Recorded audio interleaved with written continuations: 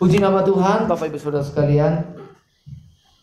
Saya percaya bahwa kita rindu diberkati oleh Tuhan dan kebenaran firman Tuhan pada hari ini. Mari kita membuka satu bagian dari firman Tuhan dalam Perjanjian Baru, yaitu dalam Filipi pasal 4.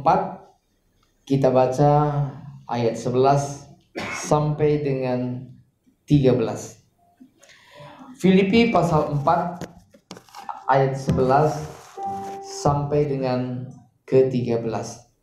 Saya akan bacakan ayat 11, Bapak Ibu Saudara baca ayat 12, kemudian ayat 13 kita akan baca bersama-sama. Demikian bunyi firman Tuhan. Saya akan baca ayat 11. Kukatakan ini bukanlah karena kekurangan, sebab aku telah belajar mencukupkan diri dalam segala keadaan. Ayat 12. Aku tahu apa itu Kekurangan dan aku tahu apa itu kelimpahan. Dalam segala hal dan dalam segala perkara tidak ada sesuatu yang merupakan rahasia bagiku, baik dalam hal kenyang maupun dalam hal kelaparan, baik dalam hal kelimpahan maupun dalam hal kekurangan. Bersama-sama kita baca. Segala perkara dapat kutanggung di dalam Dia yang memberi kekuatan kepadaku. Amin. Bapak Ibu Saudara sekalian, tidak sedikit orang Kristen yang menganggap bahwa kemiskinan, yakni kemiskinan materi, itu dianggap sebagai musuh yang terbesar, salah satu musuh terbesar di dalam hidup manusia. Tidak sedikit orang Kristen menganggap bahwa kemiskinan itu adalah musuh yang terbesar yang harus menjadi perhatian utama.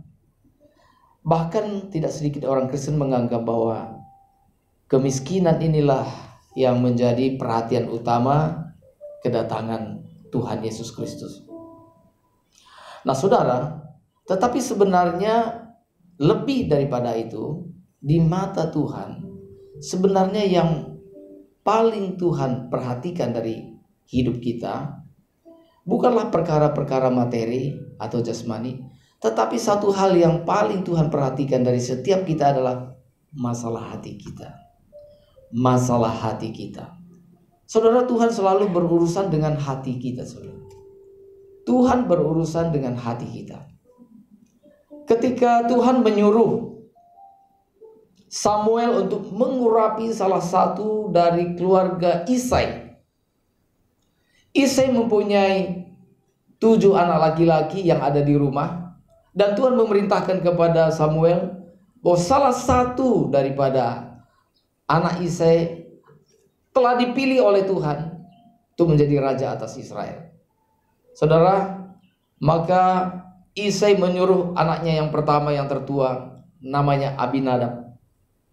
Seorang yang rupawan, postur tubuhnya bagus, perawakannya bagus.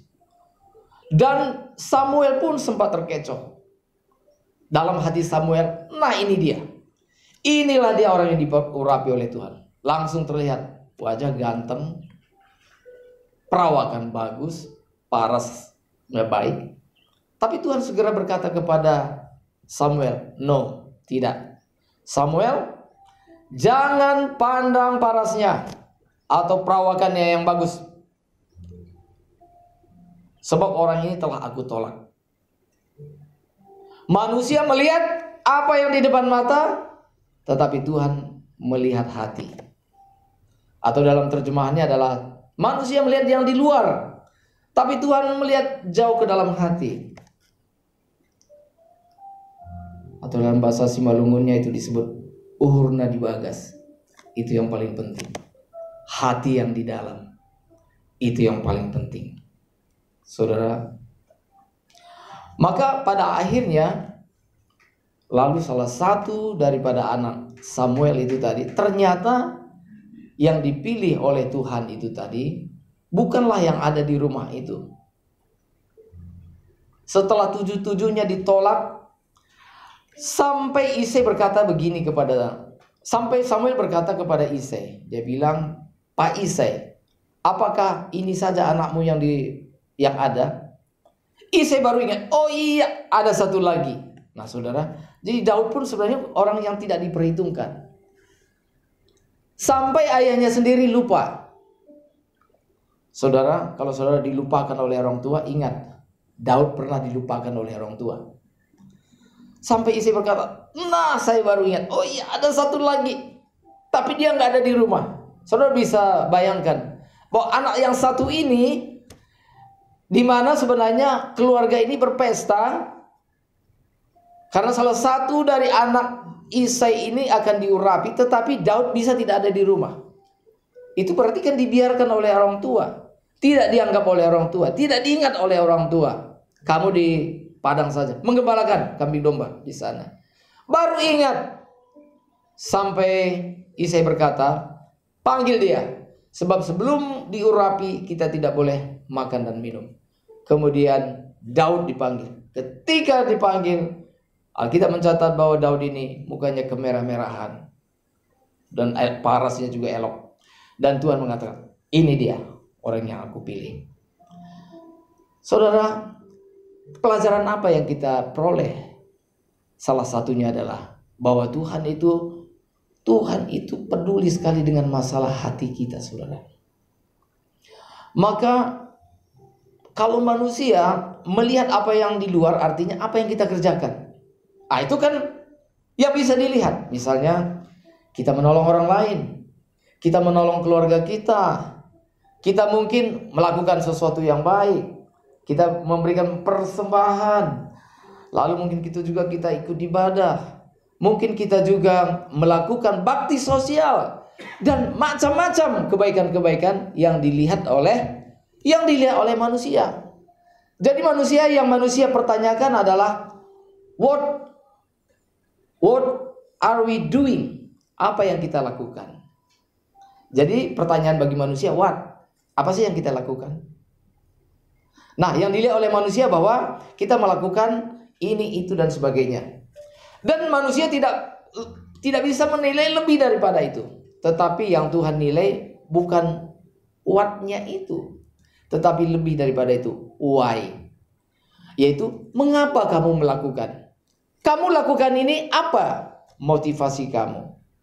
Kamu melakukan ini apa yang menggerakkan hati kamu sehingga kamu melakukannya? Kamu menolong orang lain, motivasi kamu apa? Tulus?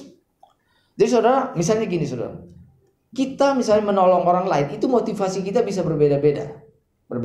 Ada orang yang memang, misalnya gini saudara, ada anak yang menolong orang tua, itu motivasinya bisa macam-macam. Pertama, memang seharusnya karena anak ini tadi mengasihi orang tua.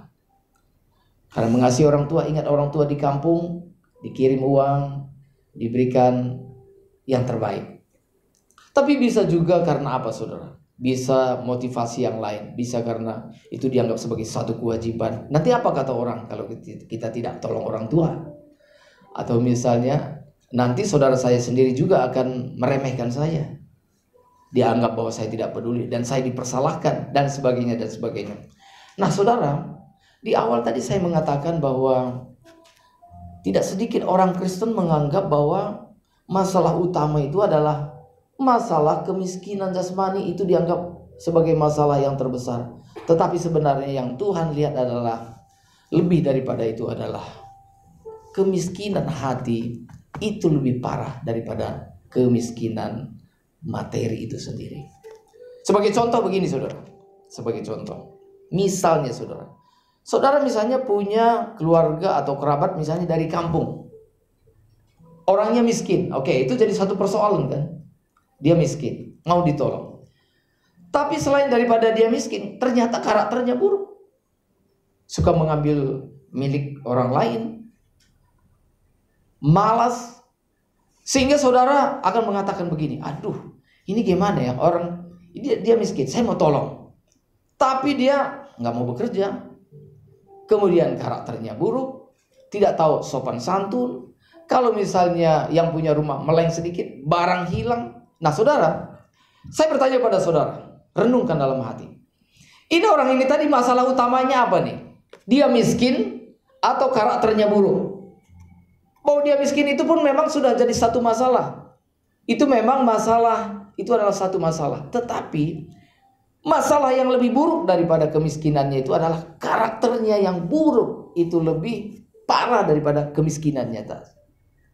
Kalau seandainya saja dia punya hati yang baik, dia misalnya miskin, tapi dia rajin, punya hati yang baik, bertanggung jawab, rajin, maka orang seperti ini, saudara, pasti ada banyak orang yang bersedia menolong. Saudara juga kalau di hadapan Tuhan juga begitu, saudara. Kalau saudara rajin, saudara mau belajar, hati saudara baik, Tuhan pasti akan pakai saudara dengan luar biasa. Amin. Tetapi kalau misalnya seseorang misalnya, saudara, malas, kemudian miskin, nggak punya pengetahuan, pendidikan tidak ada, sudah itu karakter buruk, maka malaikat pun geleng-geleng kepala. Dia bilang, Tuhan, saya sendiri juga bingung nih, orang seperti itu mau dipakai apa? Jadi apapun tidak bisa. Malaikat di surga saja bingung. Saudara bisa bayangkan, orang seperti ini mau dipakai itu apa? Nah, saudara yang dikasih oleh Tuhan, maka sebenarnya hari ini Tuhan lebih berurusan dengan karakter kita, saudara. Saya bertanya pada saudara, coba renungkan, manakah yang lebih sering kita doakan kepada Tuhan? Tuhan, satu, apakah kita minta berkat?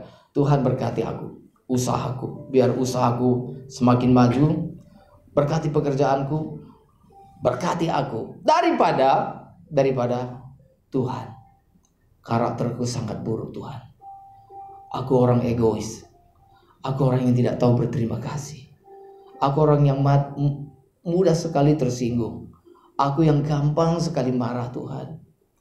Tuhan, aku orang yang sombong, orang yang angkuh, tidak sabaran. Tuhan, ubahkan hidupku Tuhan, perbaharui aku. Nah, jujur nih, kira-kira areal mana yang lebih sering kita doakan, saudara? Areal mana yang paling sering kita doakan? Kalau kita jujur nih, kita selalu lebih berurusan dengan perkara-perkara jasmani kan? Supaya Tuhan berkati usaha kita, supaya kita usahanya lancar, supaya kesehatan kita baik dan sebagainya. Saudaraku yang dikasihi oleh Tuhan, saya bertanya begini. Saya tanya dulu kepada ibu-ibu ya. Nggak usah dulu jawab dalam hati saja dulu ya. Mungkin saudara berpikir begitu ya. Nah, kalau misalnya gini, kira-kira lebih nyaman mana ya? Ini kepada ibu-ibu saya tanya. Andai kata misalnya, kira-kira lebih nyaman punya suami kaya tapi karakternya buruk, daripada tidak kaya tapi karakternya sangat baik. Dia rajin, bertanggung jawab, peduli kepada istri, sayang kepada anak-anak. Kalau misalnya saudara pilih salah satu seperti ini, wah, banyak anak gadis yang tidak mengerti hal ini. Mereka mengatakan yang penting kaya dulu, kalau hati mah bisa dirubah gitu ya. Banyak orang pikir bahwa mengubah hati itu mudah gitu ya. Nah, saudara, maka kalau saudara seorang yang berhikmat, saudara pasti akan lebih memilih yang penting suami baik. Amin. Amin ya. Oh, kira-kira ibu-ibu di sini juga amin nggak kira-kira? Sekarang kita mendengar ibu-ibu saja. Amin. Amin ya. Amin. Setuju begitu ya. Nah, banyak orang berpikir bahwa masalah utama dalam kehidupan itu selalu keuangan, ekonomi, itu selalu yang dikaitkan. Banyak orang berpikir kalau saja ekonomi kita lancar, maka masalah tidak ada. Jadi yang ada dipikirkan adalah ekonomi. Itu saja yang dipikirkan. Saya tidak tahu apakah saudara pernah mendengar kisah ini, saudara, yaitu sepasang suami istri, salah satu di provinsi Santung dikatakan. Suami istri ini, saudara, mereka dagang kain. Maka saudara, satu kali suaminya berkata kepada istrinya, mereka berdua, kalau begini sepertinya kita perlu berdoa supaya Tuhan berikan kita keuntungan yang cukup memadai, bila perlu berlimpah-limpah. Istrinya bilang, oke, setuju, gitu ya. Nah, suatu kali sebelum mereka berangkat dagang, suaminya berdoa, Tuhan, kami minta sederhana saja, apalagi usaha ini kami baru buka. Kira-kira kalau boleh Tuhan, dalam minggu ini, biarlah kalau boleh kami untung 5 juta saja sebulan, bersih. Istrinya mengatakan, amin Tuhan, amin. Dan mereka berdagang, Benar saudara, dalam bulan itu mereka mendapat keuntungan ada 5 juta. Dan mereka senang sekali. Untuk hidup sederhana, untuk suami istri saja sudah cukup. Begitu ya. Nah, dan itu berlangsung dari bulan ke bulan. Suatu kali suaminya mengatakan, "Mah, kayaknya kita perlu minta lebih lagi. Kita minta 2 kali lipatnya." Dan dia berdoa, suaminya berdoa, "Tuhan, supaya Tuhan berkati usaha kami 10 juta per bulan, penghasilannya bersih." Dan istrinya mengatakan, "Amin Tuhan, dengarkan suami saya." Benar saudara, dalam bulan itu hasil penjualan mereka bersih itu ada 10 juta rupiah. Wah, hidup mereka lebih baik. Bulan berikutnya minta lagi, dilipatkan lagi 20 juta. Dan istrinya setuju dan mendukung. Suaminya minta, "Kita minta 50 juta saja, Ma." Oke. Dan puji Tuhan saudara, ini sebut juga puji Tuhan ya.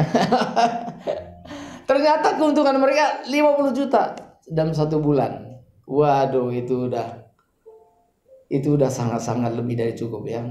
Satu kali suaminya berkata, "Ma, kayaknya kita perlu berdoa, kita minta 2 kali lipat." Suaminya berdoa, "Tuhan, kalau boleh kami minta supaya dalam sebulan itu kami dapat penghasilan bersih 100 juta. Nah, tapi anehnya kali ini istrinya mengatakan, "Tuhan, kali ini jangan dengarkan suami saya, dengarkan saya Tuhan. Jangan dengarkan doa suami saya." Suaminya tanya pada dia, "Loh, kenapa kamu bilang gitu?" "Tuhan, aku takut kalau uang kami banyak, suami saya nanti kawin lagi. Dia pasti akan cari istri muda. Dan Tuhan jangan dengarkan." Saudara, mengapa saudara? Survei telah membuktikan bahwa kalau seorang pria, kalau karakternya tidak baik saudara, maka dia tidak dapat menanggung kekayaannya itu tadi saudara. Ini menarik sekali saudara. Dalam Filipi pasal 4 ayat 12 tadi, ayat 13 dikatakan begini, "Segala perkara dapat kutanggung." Di dalam siapa? Di dalam Dia yang memberi kekuatan kepadaku. Nah saudara, hari ini kita belajar satu hal yang penting, bahwa satu hal yang Tuhan ajarkan bagi kita adalah Tuhan mau supaya kita dalam setiap persoalan kita, maka Rasul Paulus tadi mengatakan, entah masalah kekurangan, entah masalah kelimpahan, entah masalah senang, masalah susah, sedih, senang dan sebagainya, kita dapat tanggung. Sekarang saya bertanya pada saudara, mana lebih mudah menanggung kesusahan daripada kesenangan? Nah, kira-kira lebih mudah mana saudara? Lebih mudah mana menanggungnya ini? Masalah kesengsaraan atau kesenangan? Jawabannya adalah dua-duanya memerlukan pertolongan Tuhan, memerlukan anugerah Tuhan, baru kita dapat tanggung. Kesengsaraan saudara, kita butuh anugerah Tuhan. Misalnya gini, dalam urusan kita, dalam pekerjaan kita banyak masalah, kita butuh anugerah Tuhan. Dalam rumah tangga kita banyak masalah, seringkali terjadi salah paham. Demikian juga dalam kita menghadapi anak-anak kita memerlukan anugerah Tuhan. Ada banyak. Kalau kita menghadapi sakit penyakit, kita membutuhkan anugerah Tuhan supaya kita mampu menghadapinya. Kalau kita memiliki banyak persoalan, kita membutuhkan anugerah Tuhan. Amin. Amin. Ya. Tetapi saudara, selain daripada kesulitan yang Tuhan izinkan dalam hidup kita, maka yang namanya berkat, kelimpahan, kesenangan, dan semuanya yang bersifat positif, yang senang, itu pun sebenarnya kita membutuhkan anugerah Tuhan supaya kita dapat menanggungnya. Apa artinya tidak dapat menanggung berkat Tuhan? Ada orang yang sudah diberkati oleh Tuhan, mereka sudah tidak dapat tanggung. Apa artinya tidak dapat tanggung? Nah, karena mereka tidak hidup dalam Tuhan, maka berkat jasmani itu tadi membuat mereka ini tadi tidak dapat tanggung. Dalam bentuk apa? Bisa misalnya dalam bentuk kesombongan. Tadinya dia rendah hati, tapi karena berkat terus datang, nah sudah mulai meremehkan orang lain, sudah mulai menganggap lebih hebat daripada saudara-saudara yang lain, lalu merasa diri lebih hebat daripada yang lain, dan bahkan Tuhan pun dianggap apaan sih gitu ya. Nah, ini orang seperti ini tidak dapat tanggung saudara. Jadi hatinya sudah bisa berubah. Hatinya bisa berubah karena dia tidak dapat tanggung. Ada orang yang hidupnya lancar, akhirnya mereka lupa Tuhan, saudara. Nah, itu contoh orang yang tidak dapat menanggung kelancaran hidup. Jadi kelancaran hidup pun kita memerlukan anugerah Tuhan. Saudara, seringkali orang lupa datang beribadah. Mengapa, saudara? Karena hidupnya lancar. Lancar, dia pikir, kita nggak gereja juga, hidup kita lancar kok. Apa sih bedanya ke gereja atau tidak gitu? Lancar-lancar saja, biasa-biasa saja. Lalu mereka mulai lupakan Tuhan. Lalu mereka punya agendanya sendiri, punya kegiatan-kegiatannya sendiri. Jadi saudara, maka firman Tuhan hari ini mengatakan bahwa dalam segala hal, maka Rasul Paulus tadi mengatakan, aku tahu apa itu kelaparan, aku tahu apa itu kenyang. Jadi artinya, baik dalam hal lapar maupun dalam hal kenyang, kita memerlukan anugerah Tuhan. Amin.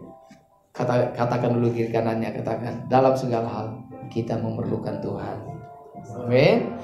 Dalam segala hal kita memerlukan Tuhan. Dalam segala hal. Kalau kita sehat, kita memerlukan Tuhan. Tidak kurang dibanding waktu kita sakit. Banyak orang berpikir kalau nafas tinggal 1-2, ngap-ngap di ICU baru memerlukan Tuhan. Itu salah, saudara. Kita lagi sehat begini, kita memerlukan anugerah Tuhan. Seperti lagu mengatakan bagaimana, ku perlu kau Tuhan ya. Wah itu, ku perlu kau Tuhan,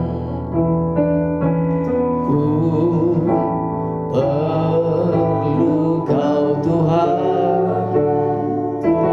hanya kau yang ku perlu.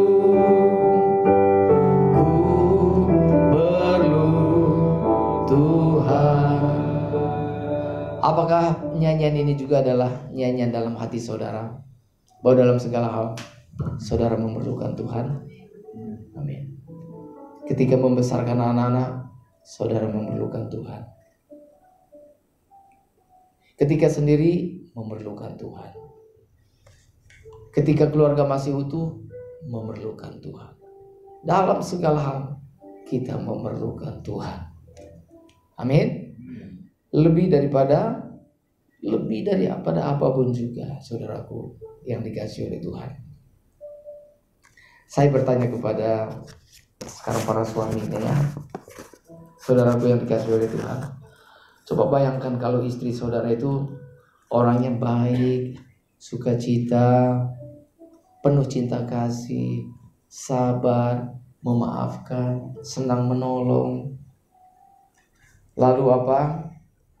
Dia setia. Saya mau bertanya pada saudara, kira-kira kalau istri seperti ini lebih mahal mana daripada emas berlian? Halo para suami, lebih mahal mana istri yang seperti ini, istri yang takut kepada Tuhan daripada emas berlian? Istri yang takut akan Tuhan. Amin. Amin. Tepuk tangan dulu dong ya. Firman Tuhan mengatakan bahwa istri yang takut pada Tuhan itu lebih mahal daripada permata, daripada emas. Nah, saudaraku yang dikasihi oleh Tuhan, seringkali kita melupakan anugerah Tuhan. Nah, jadi baik pria maupun laki-laki nggak boleh jadi hamba uang. Maka hari ini satu hal yang juga kita perlu pelajari, yaitu mencukupkan diri dengan yang ada. Itu juga yang dikatakan dalam Ibrani pasal 13 ayat 5. Ibrani pasal 13 ayat 5 mengatakan, jangan kamu menjadi hamba uang dan cukupkan dirimu dengan yang ada padamu. Artinya apa yang ada pada kita, cukupkan. Cukupkan. Kita merasa itu sudah cukup. Ya, Ibrani pasal 13 ayat 5. Mungkin Pak Muara bisa baca Pak, Ibrani pasal 13 ayat yang ke-5, supaya kita juga bisa dengar Pak. Ibrani pasal 13 ayat yang ke-5. Ya, kita akan mendengarkan dari Pak Muara. Silakan Pak. Ibrani pasal 13 ayat yang ke-5. Janganlah kamu menjadi hamba uang dan cukupkanlah dirimu dengan apa yang ada padamu. Karena Allah telah berfirman, aku sekali-kali tidak akan membiarkan engkau dan aku sekali-kali tidak akan meninggalkan engkau. Amin. Puji Tuhan ya. Ini firman Tuhan mengatakan kita, cukupkan. Saya lihat di Alkitab, cukupkan itu sebenarnya ada 2 ayat yang berbicara keras tentang hal itu. Pertama tadi dalam Filipi pasal 4 itu tadi, dan Ibrani pasal 13 ayat yang kelima. Cukupkan. Ya, kita merasa cukup. Saudara yang dikasihi oleh Tuhan, kalau banyak juga wanita yang merasa tidak cukup, dan kalau wanita juga sudah jadi hamba uang. Saudara pernah mendengar satu cerita ya saudara ya? Apa bedanya wanita yang sudah menikah dengan yang belum? Katanya begini, kalau wanita yang masih berpacaran, dia akan tertawa kalau pacarnya itu lucu. Dia akan tertawa. Ya. Tapi kalau sudah menikah katanya, maka ibu-ibu, wanita yang sudah menikah, yang membuat dia tertawa itu bukan kalau suaminya lucu. Suami lucu juga dia udah gak tertawa. Saudara tahu apa yang membuat dia tertawa? Katanya kalau suaminya pulang bawa uang, baru tertawa. Gitu. Benar atau benar ya kira-kira ini? Ini maksudnya bagi wanita yang tidak takut akan Tuhan. Amin saudara. Ya. Ini maksudnya bagi wanita yang tidak takut akan Tuhan. Tetapi saudara, bagi wanita yang takut akan Tuhan, maka bagi dia yang penting suaminya pulang. Yang penting pulang. Misalnya suaminya bilang, "Mah, kali ini saya nggak bawa apa-apa." Oh, dia bilang, "Tidak apa-apa sayang. Yang penting kamu sudah pulang. Karena bagiku kaulah segala-galanya." Tidak jadi masalah. Amin. Ya, amin ya saudaraku. Ya, atau mungkin suaminya juga pulang dalam keadaan sakit. Istrinya bilang, "Nggak apa-apa, yang penting kamu masih pulang. Syukur kamu bisa pulang." Jadi dia mencukupkan dirinya dengan segala yang ada. Mencukupkan diri dengan segala yang ada. Saudaraku yang dikasihi oleh Tuhan, yuk kita sama-sama yang menjadi PR kita. Yuk mari kita minta supaya Tuhan memperkaya hati kita saudara. Ini yang menjadi PR kita bersama. Saudara mau saudara supaya Tuhan memperkaya hati kita? Apa artinya memperkaya hati? Nah saudara, dalam Yohanes pasal 10 ayat 10 dikatakan, Tuhan Yesus berkata, pencuri datang hanya untuk mencuri, membunuh, dan membinasakan. Itu adalah iblis. Dan Tuhan Yesus mengatakan, aku datang supaya mereka, yaitu saudara dan saya, supaya mereka mempunyai hidup dan mempunyainya dalam segala kelimpahan. Apa artinya hidup yang berkelimpahan? Hidup yang berkelimpahan ini artinya saudara, bahwa hidup kita dipenuhi dengan karakter Kristus. Karakter Kristus. Nah itu yang disebut juga sebagai buah, seperti yang dikatakan oleh Tuhan Yesus di dalam Yohanes pasal 15. Apabila kamu dalam aku dan firmanku tinggal di dalam kamu, maka kamu akan berbuah. Yohanes pasal 15 ayat 8. Dalam hal inilah Bapakku dipermuliakan, kata Tuhan Yesus, apabila kamu berbuah banyak. Berbuah banyak. Buah apa yang dimaksud? Salah satu buah yang dimaksud itu tadi adalah buah Roh Kudus yang ada dalam Galatia pasal 5 ayat 22 dan 23. Ya. Abigail bawa Alkitab itu ya? Itu Alkitab bukan? Oh iya, baca ya, coba. Galatia pasal 5 ayat 22 dan 23. Wih, ini anak yang pintar, bisa nemukan ya. Galatia pasal 5. Ya, mamanya bantuin ya. Bagus. Galatia pasal 5 ayat yang ke 22 dan 23. Abigail yang bacakan buat kita semuanya. Wah, anak sekolah minggu yang bacakan buat kita semuanya ya. Ya, Galatia pasal 5 ayat 22 dan 23. Dua ayat itu saja baca ya, ya. Silakan. Tetapi buah roh ialah kasih, sukacita, damai sejahtera, kesabaran, kemurahan, kebaikan, kesetiaan. Iya. Kelemah lembutan, penguasaan diri, tidak ada hukum yang menentang hal-hal itu. Amin. Saudara, itu adalah kekayaan yang tak ternilai harganya kalau itu kita miliki. Misalnya begini saudara, apakah saudara tidak merindukan? Apakah saudara merindukan kalau saudara memiliki sukacita berlimpah-limpah? Amin. Saudara, itu yang kita minta kepada Tuhan, supaya hidup saudara dan saya bersukacita dalam segala hal. Nah, kemudian buah yang berikutnya apa? Dikatakan damai sejahtera. Dalam segala keadaan ada damai sejahtera yang Tuhan berikan bagi kita. Amin. Selanjutnya apa, saudara? Kesabaran, sabar. Ya. Sementara kita tidak sabaran, kita mau ngebut-ngebut gitu, saudara ya. Saudara, bukan berarti bahwa orang sabar itu berarti orangnya lambat, ya sabar begitu ya. Ya misalnya pesawat udah mau berangkat ya kita sabar. Bukan begitu, itu bukan orang sabar, itu orang lambat ya. Sabar gitu ya. Oh, pesawat udah mau berangkat ya, nggak apa-apa. Ini kereta udah mau, nanti kita sabar saja, sabar gitu. Bukan sabar, itu bukan sabar yang dimaksud seperti itu, saudara. Ya, tentunya kesabaran seperti ini, misalnya kita tidak mudah marah, saudara. Kita kita menahan diri kita sabar. Alangkah sukacitanya kalau kita memiliki karakter sabar. Amin. Kalau misalnya di jalan itu, saudara, kendaraan saudara disalip gitu ya. Ini latihan kesabaran. Ya, saudara.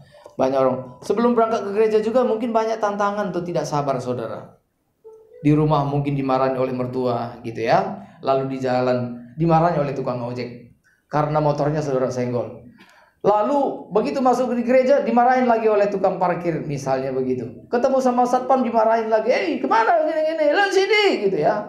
Lalu setelah itu sampai di gereja, pendetanya juga marah-marah juga sampai berkata, ya Tuhan, di manakah tempat perteduhan itu yang sesungguhnya? Karena semuanya marah-marahin dia. Tapi mungkin itu adalah latihan buat kita semuanya. Amin. Nah saudara, kesabaran. Lalu apa? Kemurahan, kebaikan, kesetiaan, kelemah lembutan, penguasaan diri. Saudaraku yang dikasihi oleh Tuhan, sekarang bagian yang terakhir ini perlu saya singgung. Kalau begitu, apakah ada kaitannya antara kekayaan hati dan kekayaan jasmani? Sekali lagi, kalau begitu, apakah ada korelasi? Apakah ada kaitan antara kekayaan hati dan kekayaan jasmani? Apakah yang penting itu, yang penting kekayaan hati saja, kekayaan jasmani tidak perlu? Oh, yang penting kaya hati, miskin juga nggak apa-apa. Nah, saudara yang dikasihi oleh Tuhan, memang begini, saudara. Kalau kita di Alkitab, Tuhan lebih mengutamakan memang kekayaan hati kita, saudara. Kekayaan hati kita. Di Alkitab itu ada orang-orang yang dipuji oleh Rasul Paulus, bahkan oleh Tuhan Yesus sendiri. Di mana orang itu dikatakan jemaat. Misalnya yang dipuji oleh Rasul Paulus, misalnya jemaat Makedonia. Saudara kalau baca dalam Filipi ini tadi, Filipi pasal 4, mulai dari ayat 10, itu kan berbicara tentang, menyinggung tentang jemaat Makedonia, gitu ya. Di mana Rasul Paulus memuji jemaat Makedonia. Yang dipuji oleh Rasul Paulus yaitu jemaat Makedonia itu, sekalipun mereka itu secara jasmani miskin, bahkan sangat miskin, tetapi mereka mempunyai kemurahan hati yang berlimpah-limpah. Gitu, saudara. Tetapi kita hidup di zaman sekarang, saudara. Memang yang paling Tuhan utamakan adalah kelimpahan hati. Dan saudara, kalau ada saudara kita mungkin miskin secara jasmani, tapi hatinya berlimpah-limpah, itu yang paling utama. Tetapi juga saudara, kita percaya sebagai anak-anak Tuhan, kalau kita memiliki kekayaan hati, maka Tuhan juga akan menambah-nambahkan berkat-berkat jasmani bagi kita. Amin. Tuhan pasti akan cukupkan juga kebutuhan kita, saudara. Jadi jangan saudara berpikir misalnya, wah GSK ini berbicara tentang hati terus surga gitu ya. Saudara, ada kaitannya. Sebab orang yang takut akan Tuhan, pasti mereka bekerja dengan bertanggung jawab. Mereka akan bekerja dengan rajin. Mereka akan bekerja dengan cerdas, karena mereka mau belajar.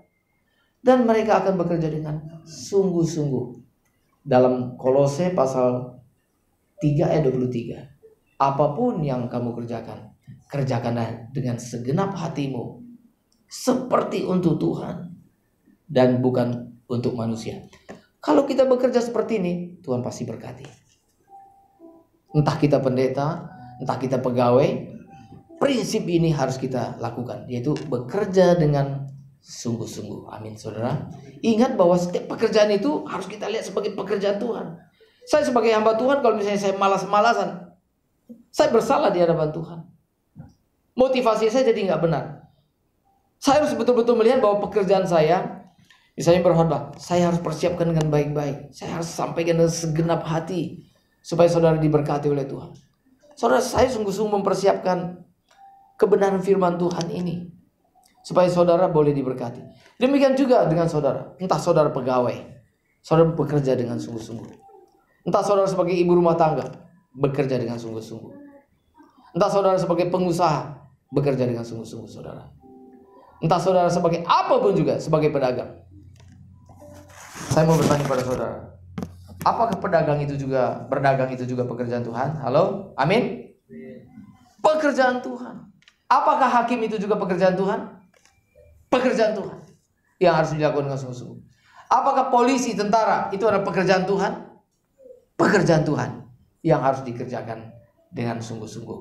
Saudara, ketika Yohanes membaptis di Sungai Yordan, dia berkhotbah dengan keras sekali.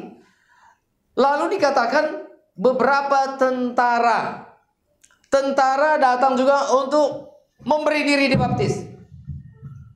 Apa nasihat Yohanes kepada tentara?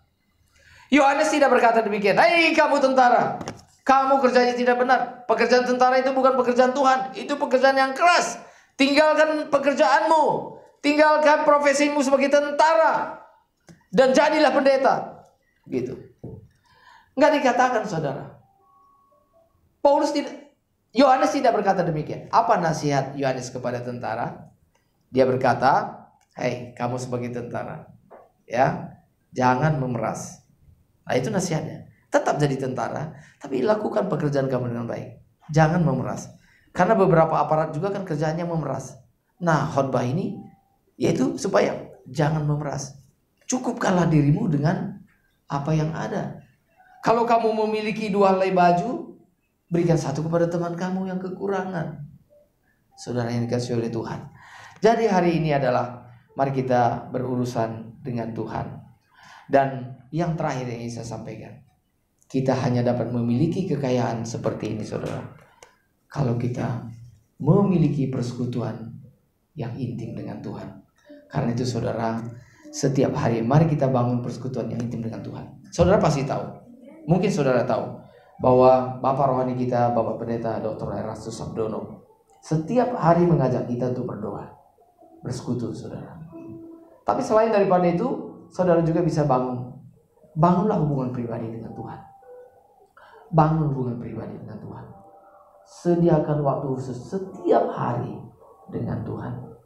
Bapak rohani kita saudara mengajarkan kita, khususnya buat jemaat saudara, disarankan supaya setiap hari minimal berapa saudara? 30 menit ada waktu bersekutu dengan Tuhan. 30 menit waktu bersekutu dengan Tuhan. Saudara siap sambut? Amin. Ya, memang segala sesuatu kita membutuhkan waktu. Sama seperti olahraga. Misalnya setiap hari kita olahraga kan juga minimal 30 menit. Coba misalnya saya sudah olahraga setiap hari, tapi olahraganya berapa? Ya semenit gitu ya. Ya mana cukup kalau semenit. Ya, bertepatan Pak Muara juga tahu tempat di sini karena jogging pagi Pak ya. Kira-kira berapa lama joggingnya Pak? 30 sampai 45 itu baru cukup kan ya. Jadi kan memang harus kita jalani sekitar 30 sampai 45. Apalagi kalau kita mengatakan begini, yang penting saya jogging tapi dalam hati gitu. Itu kira-kira kita sudah jogging? Ya belum. Sama seperti misalnya, ya udah saya bersekutu dengan Tuhan dalam hati sambil tiduran, Tuhan saya bersekutu. Kita perlu menyiapkan waktu kita. Sama seperti olahraga tadi. Kita siapkan waktu kita dengan baik. Saudara, setiap hari kita bangun persekutuan yang intim dengan Tuhan. Saudara, saya ingin mengatakan begini saudara. Kalau saudara melakukan apa yang Tuhan kehendaki, saudara menjadi orang yang paling beruntung yang pernah hidup.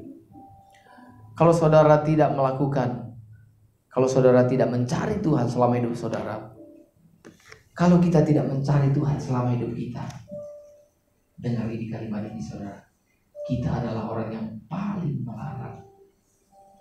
Sebab semua yang kita raih pada hanya kita lepas saudara. Semua yang kita raih akan kita lepas. Uang yang kita kumpulkan suatu saat harus kita lepas. Gelar yang kita raih tinggi-tinggi pada akhirnya harus kita lepas. Prestasi di dunia ini yang telah kita raih pada akhirnya harus kita lepas. Tetapi karakter ilahi ini tadi saudara, ini akan menjadi harta abadi kita. Amin saudara. Harta abadi kita. Biarlah kita menyiapkan waktu kita untuk bersekutu dengan Tuhan. Haleluya.